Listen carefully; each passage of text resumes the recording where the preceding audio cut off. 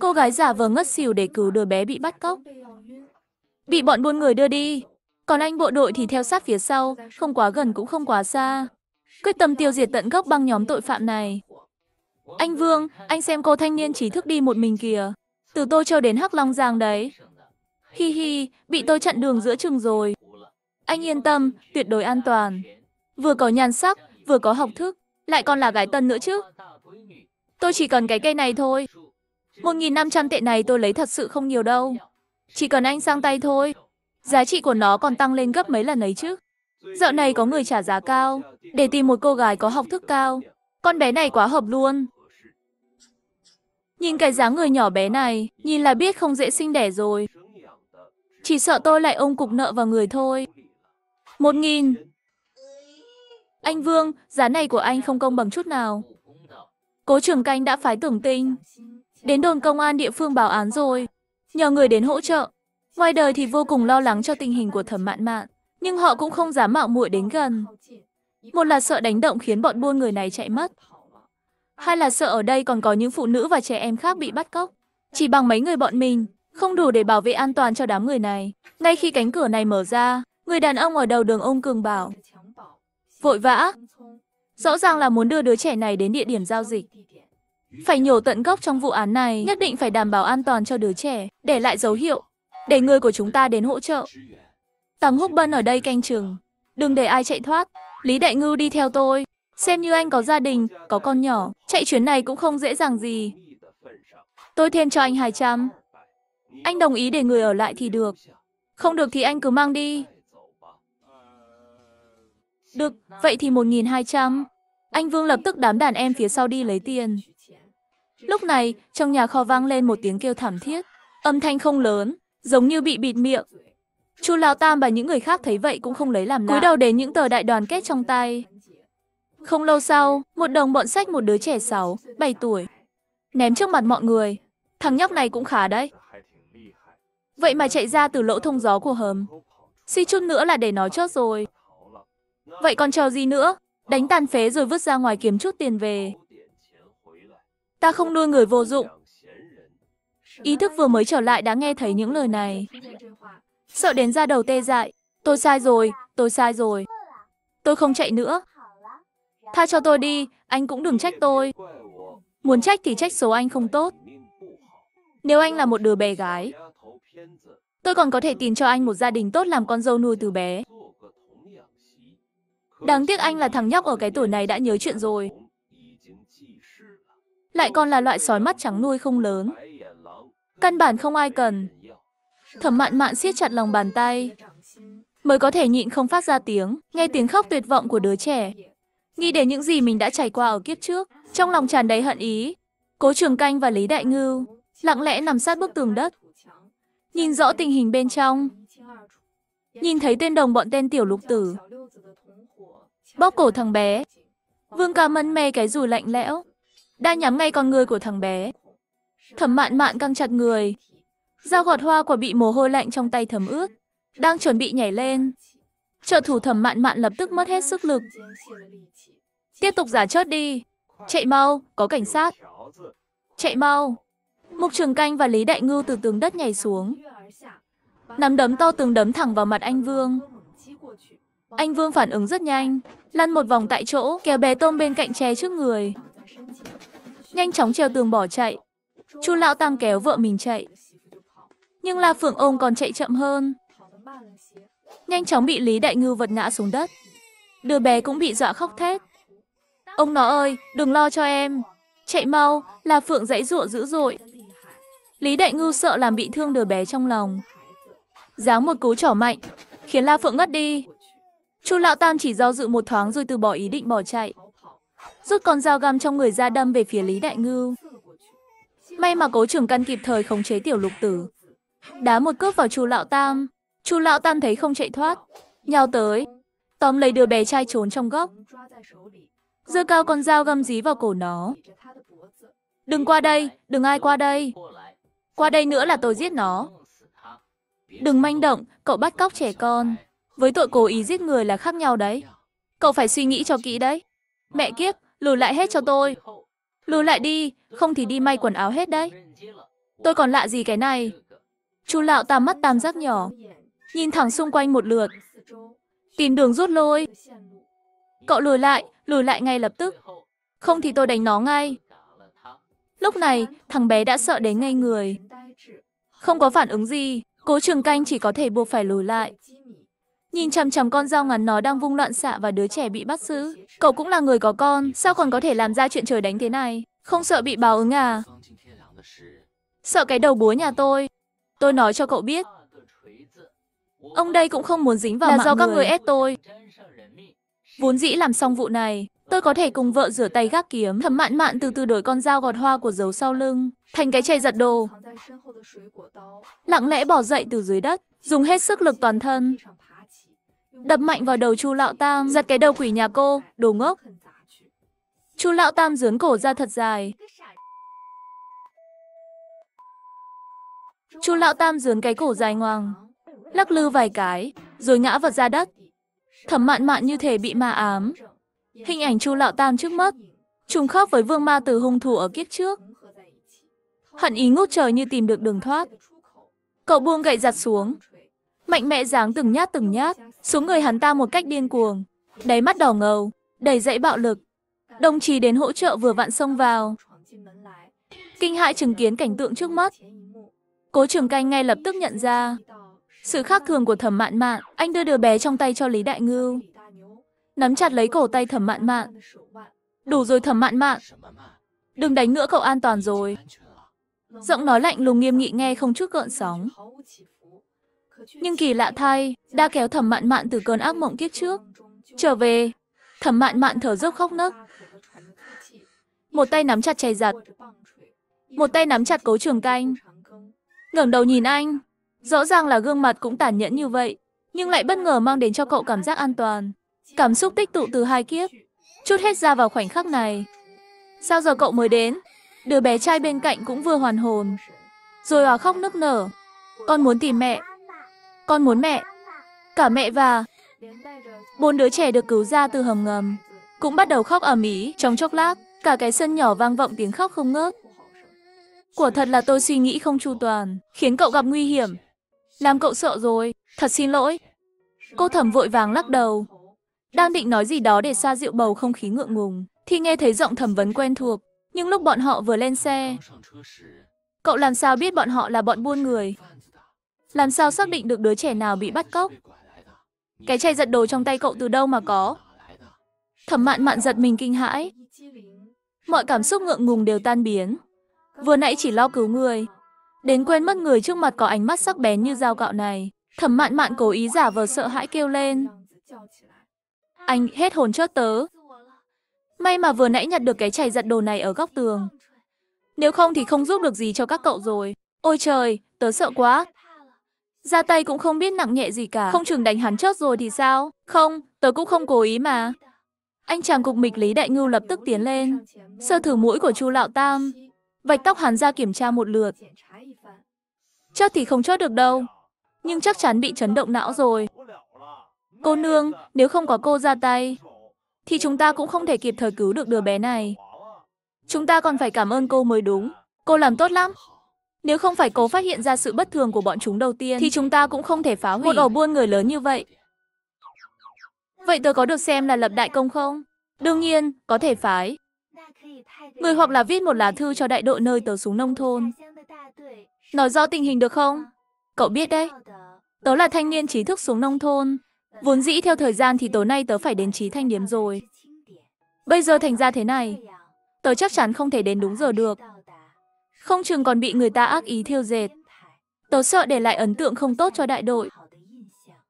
Cái này không thành vấn đề. À phải rồi, cậu là thanh niên trí thức xuống nông thôn. Vậy những thanh niên trí thức khác đâu? Không phải mọi người nên ở cùng nhau sao? Mẹ Thẩm không chút do dự kể lại toàn bộ chuyện ồn ào mua vé. Tiền nói rằng anh ta vụng về, mọi ấm ức đều giấu trong lòng. Đời này anh ta tuyệt đối sẽ không che giấu cho Tôn Miêu. Cô bé này đâu phải là người chịu thiệt. Dính chặt. Chỉ là cái gan này thật lớn thật nhỏ. Xem ra còn giấu không ít bí mật. Quá đáng thật rồi. Đây chẳng phải là cố tình bắt nạt người khác sao? 6 người mà chỉ có một mình cậu có vé ngồi.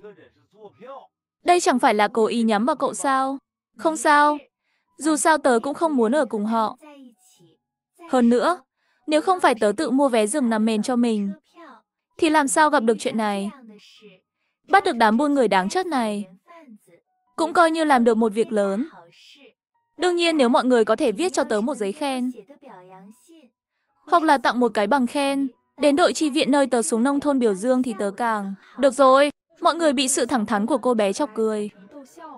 Được, chúng tôi nhất định giúp cậu tranh thủ.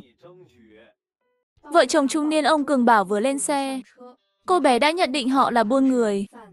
Chỉ vì cô ấy là người trọng sinh, còn người đàn ông trung niên kia chính là kẻ buôn người mà cô bé gặp ở kiếp trước. Cô bé lấy thân mình làm mồi, cuối cùng giúp đồng chí đội mũ tóm gọn lũ buôn người này. Thẩm Mạn Mạn đến đồn công an địa phương để lấy lời khai. Vì liên quan đến rất nhiều trẻ em và trải dài trên nhiều tỉnh, vụ án này được hết sức coi trọng. Làm tốt lắm. Đồng chí nhỏ lấy thân mình làm mồi, vừa dũng cảm vừa mưu trí, thật sự là quá giỏi. Cô cứ yên tâm đợi vụ án này kết thúc hoàn toàn. Tôi đích thân viết một thư khen gửi đến đại đội của các cô, còn trao tặng cờ thưởng cho đại đội của các cô nữa. Hi hi hi. Trong cái thời đại coi trọng danh dự và vinh dự này, việc nhận được cờ thưởng và thư khen không chỉ là khen thưởng cho cá nhân, mà còn là vinh dự của cả đại đội. Thậm chí khi bình chọn đại đội tiên tiến vào cuối năm, cũng sẽ được đưa vào hạng mục đánh giá để cộng điểm. Ông quá khen rồi. Đấu tranh chống lại các hành xáo phạm pháp là nghĩa vụ của mỗi công dân. Trời tối lạnh rồi khoác áo vào đi. Thời tiết ở Hắc Tỉnh là như vậy đó. Các cô từ từ rồi cũng quen thôi. Các cậu từ từ rồi cũng quen thôi. Sao vẫn chưa thấy đồng chí Thẩm Mạn Mạn? Nói cũng lạ, mấy hôm nay anh ấy tìm mấy lần ở toa tàu có vé ngồi, mà không thấy bóng dáng người đâu. Trong lòng không khỏi sinh ra vài phần lo lắng. Liệu có chuyện gì bất trắc xảy ra với cậu ấy không? Những thanh niên trí thức đi các công xã khác đã điểm danh xong và rời đi từ lâu rồi. Đội trưởng đến đón người, và những thanh niên trí thức khác cũng đợi sốt ruột. Chuyện gì vậy? Không phải các cậu đến cùng nhau sao? Sao lại thiếu một người? Tôn Miêu cũng có chút hoảng.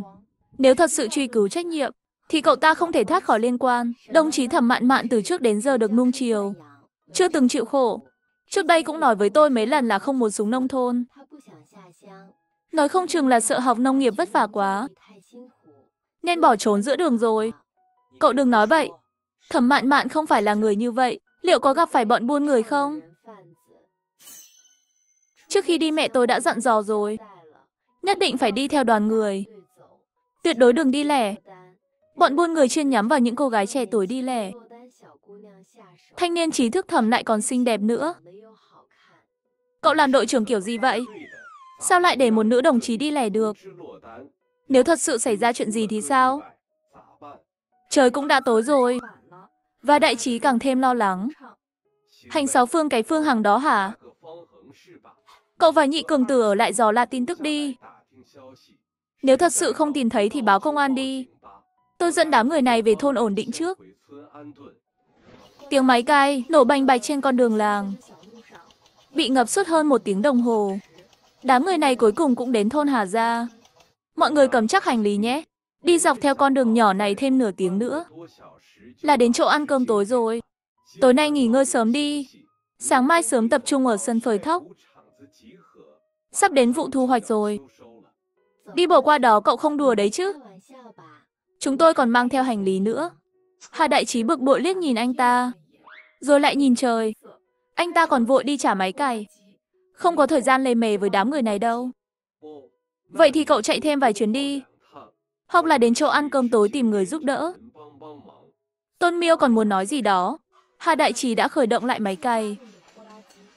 Đáp lại anh ta, chỉ có tiếng máy cày nổ, khói đen đạp vào tiếng nổ lạch tạch. Đều là đồng chí mới đến cả à? Mau vào, mau vào. Nam thanh niên trí thức ở sân bên trái, nữ thanh niên trí thức ở bên phải. Trời đã tối rồi. Trên bếp còn chút nước nóng. Nhanh chóng thu dọn rồi ngủ đi. Có gì sáng mai nói. Người nói là lão đại của điểm thanh niên trí thức, Trần Giải Phóng. Anh ta đã ở thôn Hà Gia gần 4 năm rồi. Đối với những thanh niên trí thức muốn không khóc thì thần sắc cũng chẳng có gì lạ. Dặn dò vài câu rồi quay người về phòng. Đây mới chỉ là bắt đầu thôi. Sau này còn nhiều ngày muốn khóc nữa đấy. Chào buổi sáng, đồng chí Thẩm. Đội trưởng và họ có nhiệm vụ, nên không đi cùng chúng ta. Tôi phải về đội báo cáo. Tiện đường đưa cô về. Ánh mắt Thẩm Đan Mạn sáng lên. Cứ nghĩ đến Cố Trường Canh, ánh mắt luôn mang theo vẻ dò xét nhàn nhạt. Cô lại không khỏi chột dạ sợ hãi, như thể bị anh ta nhìn thấu. Cũng may, anh ta đi trước rồi. Làm phiền anh Lý rồi. Đợi tôi một chút, tôi sắp xếp xong ngay đây.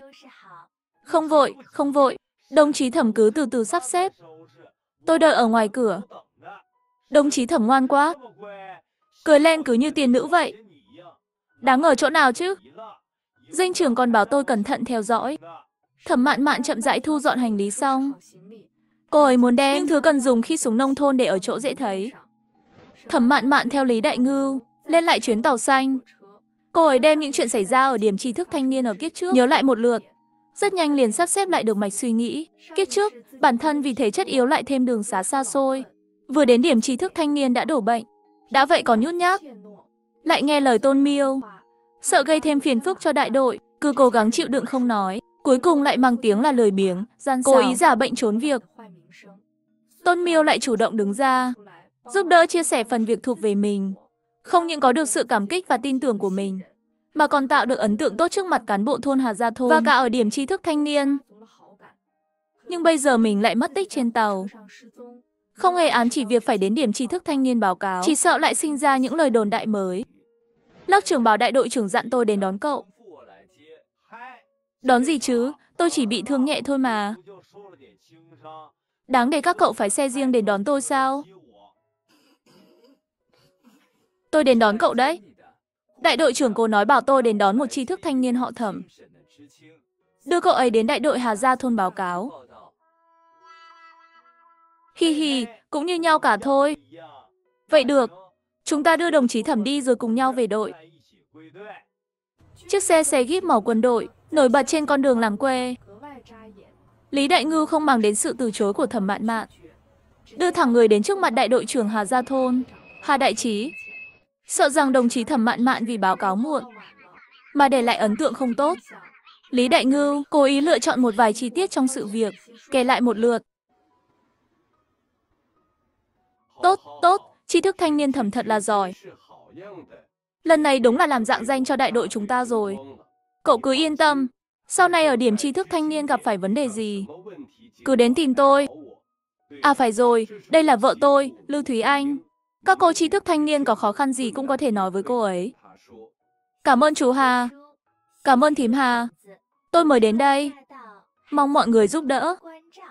Nhưng hiện tại thật sự có một chuyện muốn nhờ. Mọi người, lý do tôi đến muộn, có thể giúp tôi giữ bí mật trước được không? Tạm thời đừng nói với ai nhé.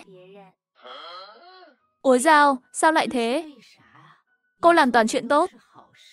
Sao lại không cho người ta nói chứ? Thím không biết đâu. Bọn buôn người này làm toàn chuyện ác. Đều là làm theo băng nhóm cả. Còn có một số tội phạm đang lẩn trốn bên ngoài. Dù sao thì vụ này vẫn chưa kết thúc. Nếu chúng ta cứ bô bô kể ra, lỡ bọn xấu kia nghe được, tôi bị trả thù thì không sao. Nhưng mà làm lỡ việc bắt người của đồng chí Mão Tử thì to chuyện. Cho nên trước khi kết án thì vẫn nên giữ bí mật trước đã. Vẫn là cô Thẩm suy nghĩ chu đáo. Chuyện này chúng tôi cũng không nói ra ngoài đâu. Lại dặn dò thêm vài câu. Và đại trí gọi con trai và tráng tống của mình đến. Thẩm Mạn Mạn đến điểm tri thức thanh niên. Mạn chỉ là đến điểm tri thức thanh niên báo cáo muộn một ngày. Nhưng những tri thức thanh niên khác lại vô cùng kinh ngạc. Chỉ vì những tri thức thanh niên cũ đã sớm biết từ miệng Tôn Miêu. Thẩm Mạn Mạn không chịu được khổ, vậy mà lại chuồn mất giữa đường. Nhưng hiện tại, anh ta lại tươi cười rạng rỡ đứng ở cổng khu nhà thanh niên trí thức. Vô tư chào hỏi mọi người. Trông còn có sắc khí hơn mấy hôm trước. Sao cậu lại đến đây? Đồng chí Tôn Miêu, cậu nói thế buồn cười thật. Tôi là thanh niên trí thức mà, không ở đây thì ở đâu? Chẳng phải tôi lo cho cậu sao? Cậu tự dưng biến mất không một lời. Cậu không biết tôi lo lắng thế nào đâu. Sợ cậu gặp nguy hiểm. Cậu mau kể xem 2 hôm nay cậu đi đâu vậy? Rõ ràng mọi người cùng lên xe.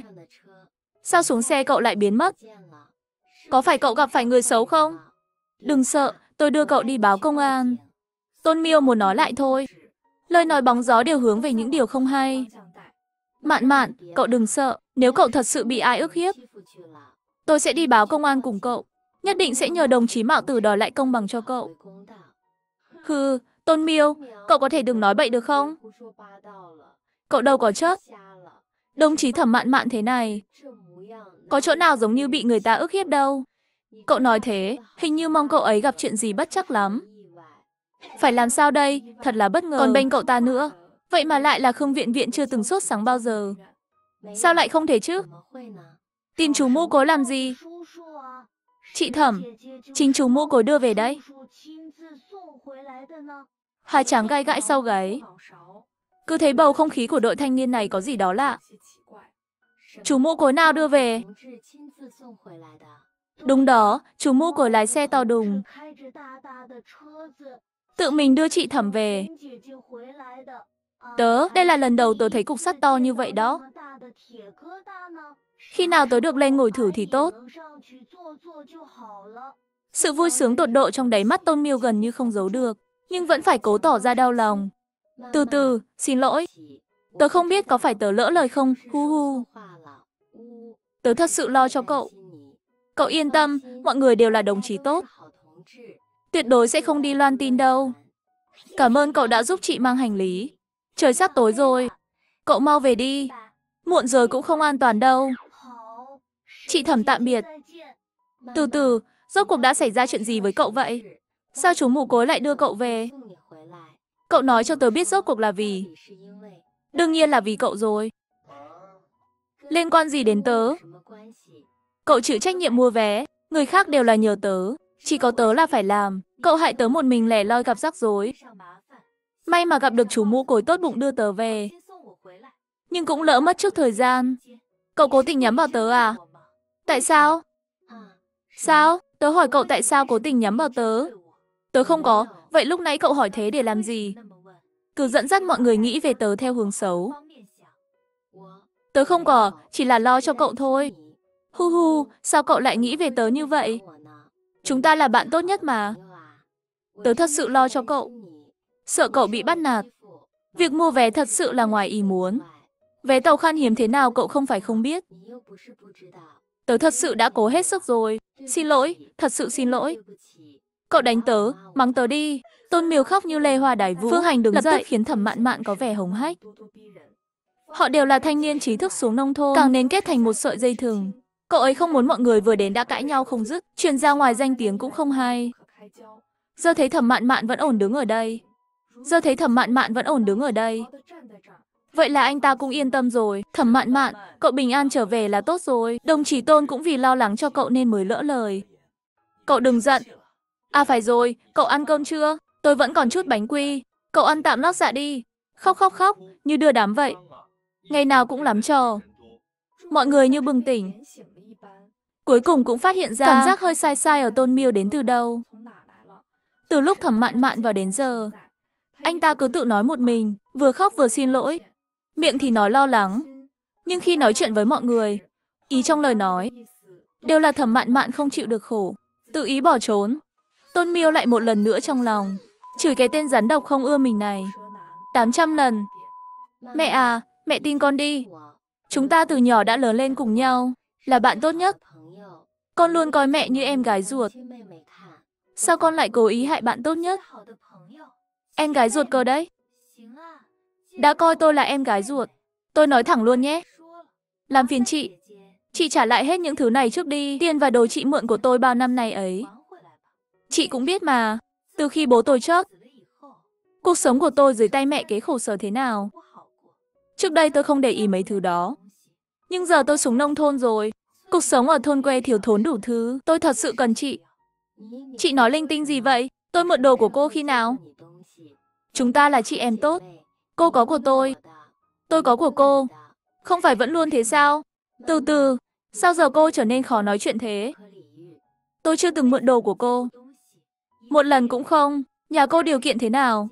Cần tôi nói thẳng ra bây giờ không? Tôn Miêu định cãi lại vài câu, nhưng lại sợ Thẩm Mạn Mạn không màng, vạch trần hết chuyện xấu của mình. Tôn Miêu vừa hận vừa giận, mặt mày tái mét. Tôi có mượn của cô một ít đồ. Ngày thường bận quá nên nhất thời sơ ý. Không phải là cố ý không trả đâu. Cô nói đi, bây giờ tôi trả lại cho cô. Những năm này, đồ mượn từ mẹ Thẩm nhiều và tạp quá. Đa số là trước khi ba Thẩm chết. Thời gian trôi qua lâu như vậy rồi. Ông ta còn nhớ hết được sao? Chỉ cần cắn răng không nhận thôi. Đi gặp Thẩm Mạn Mạn, không vội không vàng lấy ra từ chiếc túi nhỏ của mình một cuốn sổ hơi ngả vàng. Tôn Liêu Huân Đồng bỗng dưng có dự cảm chẳng lành. Ngày mùng 1 tháng 3 năm 1972, mượn Tôn Miêu giải 3 hào. Ngày mùng 6 tháng 3 năm 1972, mượn Tôn Miêu giải một đôi găng tay mới. Ngày mùng 10 tháng 3 năm 1972, mượn Tôn Miêu giải một cây bút máy. Ngày 28 tháng 3 năm 1972, mượn Tôn Miêu giải một sợi dây buộc tóc. Ngày mùng 2 tháng 4 năm 1972, mượn Tôn Miêu giải 2 cái chân trước. Ngày mùng 4 tháng 4 năm 1972, mượn Tôn Miêu giải 5 xu múa nước ngọt. Ngày mùng 6 tháng 4 năm 1972, cô im miệng đi. Thật không ngờ con nhỏ này nhìn bề ngoài thì mềm yếu dễ bắt nạt. Vậy mà ngấm ngầm đề phòng tôi đến vậy. Tôn Miêu hoảng loạn đưa tay giật lấy cuốn sổ của Thẩm Mạn Mạn. Thẩm Mạn Mạn lùi lại phía sau, nhét thẳng vào tay Phương Hành. Cậu giúp tớ xem đi. Cuốn sổ này quan trọng lắm. Là quà bố tớ tặng. Tớ dùng nó để ghi chép sổ sách. Lát nữa tớ còn dùng. Cậu là đội trưởng của bọn mình. Tớ tin cậu. Cậu nói thử xem. Tớ có nên đòi lại khoản này không? Hôm qua tớ đã tính kỹ rồi. Tôn Miêu những năm nay mượn tiền mặt của tớ. Tổng cộng là 46 tệ, 8 hào 6 xu, còn có cả dây buộc tóc, bút máy, găng tay, khăn quàng cổ, bình nước, sổ sách linh tinh quy đổi ra tiền. Ít nhất cũng phải 4-50 tệ. Bây giờ tớ chỉ yêu cầu cậu ấy trả tớ 80 tệ. Như vậy có quá đáng không? Nếu mọi người không tin, có thể xem qua tờ này. Tớ nhớ rõ từng khoản một. Lý Trí Cường và mấy người đương nhiên là hóng chuyện, không chê chuyện bé xé ra to, hưng phấn ghé đầu vào, xem xét cẩn thận. Theo từng trang sổ được lật, ánh mắt nhìn Tôn Miêu càng thêm kỳ lạ. Cậu Thẩm Mạn Mạn, tớ thật sự nhìn lầm cậu rồi. Tớ coi cậu là chị em, không ngờ cậu lại tính toán chi ly đến vậy, hừ. Ba mẹ tớ chỉ sinh có một mình tớ làm gì có chị em dư thừa nào. Hơn nữa, nợ tiền trả lại là lẽ đương nhiên, anh em mới cũng phải sòng phẳng. Sao, cậu định quyệt nợ à? Tôn Miêu trên lầu mồ hôi lạnh toát ra. Anh ta lấy của Thẩm Mạn Mạn bao nhiêu đồ, anh ta tự biết rõ. Khi ba Thẩm còn sống, sự yêu thương chiều chuộng dành cho Thẩm Mạn Mạn, cả khu nhà này đều tận mắt chứng kiến. Nếu không thì những năm này, anh ta cũng sẽ không rõ ràng là không ưa Thẩm Mạn Mạn, nhưng vẫn bám lấy cô ấy. Chẳng phải vì cô ấy hào phóng, dễ dãi sao? Mỗi lần trước mặt cô ấy rơi vài giọt nước mắt, nói vài câu nửa thật nửa giả, là có thể vơ vét được chút lợi lộc từ cô ấy, lấy đi những thứ mình muốn. Nhưng bây giờ mọi thứ đã thay đổi rồi. Không được, tớ không thể để Thẩm Mạn Mạn bị mang tiếng xấu. Càng không thể để chuyện này tiếp tục lan rộng. Trời ơi đất hỡi ơi! Đồng chí Thẩm Mạn Mạn, cậu đúng là một kẻ ngốc bị lợi dụng mà. Đồng chí Tôn, cậu có vặt lông cừu, cũng không thể vặt có một người chứ. Cũng may đồng chí Thẩm Mạn Mạn còn biết ghi sổ. Nếu không thì biết nói lý với ai đây? Đủ rồi Thẩm Mạn Mạn. Số tiền này bây giờ tớ sẽ trả lại cho cậu. Cái khoản này cũng không cần xem lại nữa. Cậu nói bao nhiêu thì là bấy nhiêu. Tớ biết điều kiện gia đình tớ không tốt bằng cậu. Tớ nhìn lầm cậu rồi. Là tớ xem trọng tình cảm quá. Thôi bỏ đi, giờ nói những điều này có ích gì nữa. Cũng mong cậu sau này tự lo cho bản thân. Cũng đừng hối hận. Tình cảm trên đời này không phải thứ có thể đao bằng tiền bạc. Trả tiền, 80 tệ. Tấm bài tình cảm mà Tôn Miêu chưa kịp đánh nghẹn nữa ở cổ họng. Lên không được, xuống cũng không xong. Anh ta nức nở, lôi từ trong túi ra một nắm tiền lẻ, ném lên ghế, khóc lóc chạy ra ngoài. Thẩm Mạn Mạn vừa ăn vừa cười, ngắm nhìn bóng lưng chật vật bỏ chạy của Tôn Miêu. Trước mặt mọi người đếm đếm số tiền, quả nhiên không thiếu một xu. Ôi chao, thể diện gì chứ, có tiền mới là quan trọng. Thùng phiếu, phải biết rằng tiền trợ cấp cho thanh niên trí thức xuống nông thôn cũng chỉ có 60 tệ. Nhà Tôn Miêu nổi tiếng trọng nam khinh nữ, căn bản sẽ không cho anh ta nhiều tiền sinh hoạt. Năm đó nếu không phải ba âm thầm giúp đỡ, chỉ sợ Tôn Miêu vừa tốt nghiệp tiểu học đã phải bỏ học rồi. Thẩm Mạn Mạn vừa rồi cố ý đưa sổ sách cho Phương Hành xem. Cậu ta chắc chắn Tôn Miêu vì con cá lớn Phương Hành này. Để giữ hình tượng thanh cao của mình, nhất định sẽ cắn răng chịu đựng mà nhận những khoản nợ này, rồi trả tiền. Cậu ta quá hiểu Tôn Miêu rồi. Này, cậu chưa ăn tối à? Có muốn ăn chút gì không? Kiếp trước, Mình và Giang Viện Viện chỉ quen biết sơ qua. Chỉ biết gia cảnh cậu ấy khá giả, nhưng tính khí không tốt lắm. Tôn Miêu ngấm ngầm oán trách cậu ấy không ít. Nói cậu ấy mắt cao hơn đầu, ích kỷ và lạnh lùng. Thẩm Mạn Mạn thanh cao. Những người có thể nhìn thấu bản chất của Tôn Miêu và khiến cậu ta bẽ mặt, cậu ấy đều thích. Vậy sao tiện được? Hay là cậu cũng nếm thử bánh bao thịt mình mang đi? Vẫn còn nóng hổi này. Giang Viện Viện nhìn mà mắt sáng rực. Cậu ấy không thiếu tiền, nhưng cái nơi quỷ quái này có tiền cũng chẳng có chỗ tiêu. Cảm ơn. Hai người ngồi trên chiếc ghế dài đơn sơ trong căn nhà ngói. Vừa uống nước nóng vừa ăn từng miếng bánh bao thịt. Mệt mỏi cả ngày, đều tan biến dưới sự vỗ về của đồ ăn ngon. Cái người Tôn Miêu đó, cậu vẫn nên cẩn thận một chút. Khi cậu còn chưa đến điểm tri thức, cậu ta đã nói với người khác là cậu không chịu được khổ khi xuống nông thôn nên đã trốn đi. Đội trưởng vì chuyện này mà rất không hài lòng về cậu. Còn có mấy cán bộ thôn nói đợi cậu đến sẽ phê bình cậu một trận ra trò. Trước đây tôi cứ tưởng cậu ngốc nghếch, nhưng nhìn cậu hôm nay cũng không phải là người dễ bị thiệt. Hóa ra là tôi lo lắng thừa rồi.